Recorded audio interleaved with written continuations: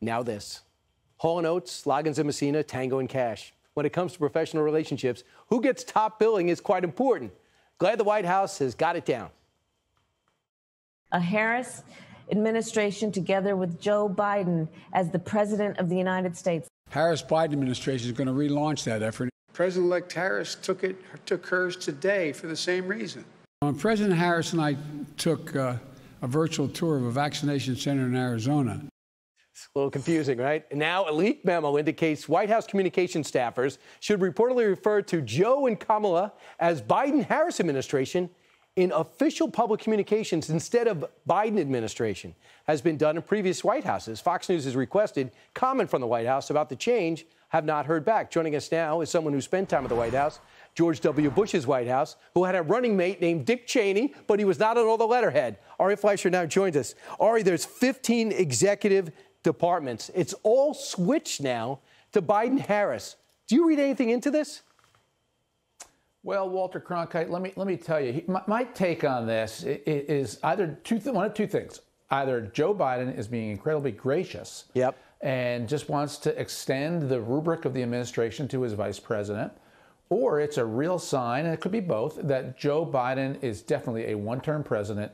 At the age of 82, he has no intention of running for re-election, and he's paving the way now for his preferred candidate to succeed him, Kamala Harris. I strongly suspect it's the latter much more than the former. Right. Now, something else that's going on, and it might be because the former senator, former attorney general is new to the job, but as you know, the military is escorting in and off military planes. She seems not to be saluting the Marines, the Army, who's ever the military officer there, who's greeting her.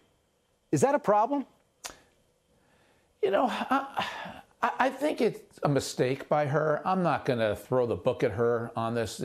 You know, I just think it's one of these things where if you respect the military, if you're aware of who they are, their service to the country, it's just kind of the thing you intrinsically, automatically do when somebody salutes you, you salute back.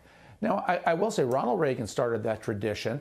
Ronald Reagan was a veteran. He was familiar with being saluted at and saluting back. She's not. And interestingly, Brian, the vice president is not in the military chain of command. So, you know, when somebody salutes the president, that's the chain of command, even though he's not in a uniform. Gotcha. Vice president is not even in a uniform and is not in the military chain of command. It's the president to the secretary of defense and down from there. But still, the point remains the same. It's just good manners. Absolutely. You should respect the military when they salute back. And I'm also respecting the fact that there's a measure moving through the House and into the Senate now, H.R. 1, that's going to federalize elections. We can get into detail, but it'll change elections, and it will be election day like we've never had before, more like election month. As H.R. 1, we're trying to give the voting to more and more people, according to the Democrats. Isn't it ironic they're trying to take a House seat away in Iowa, and even two Democrats think this is out of bounds? Ironic?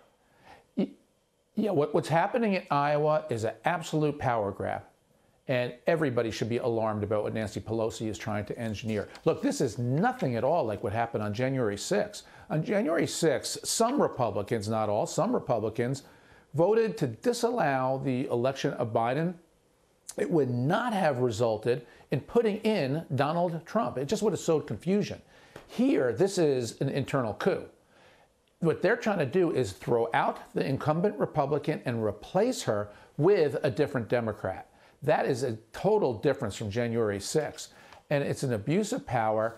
If the House goes through with this, I think there's going to be hell to pay. There's going to be such a rebellion going on in the House. And if I'm Kevin McCarthy, whoever wins by the narrowest margin by the Democrats when he's Speaker. Miller Meeks won the election. She got sworn in. She's sitting. Rita Hart. They say, well, she wants an election. She didn't go to Iowa. She's actually going to the federal government to get her seat back. And even Democrats are upset by it. And I remember this happened. Something similar happened in the 80s with Newt Gingrich when he was a minority member, and it helped him become Speaker of the House. Ari, it's just unbelievable what's happening now. Do you expect H.R. 1 to actually get green-lighted in a simple majority? You know, I can't see it passing in the Senate. You know, it's public financing in campaigns, which taxpayers have always objected to.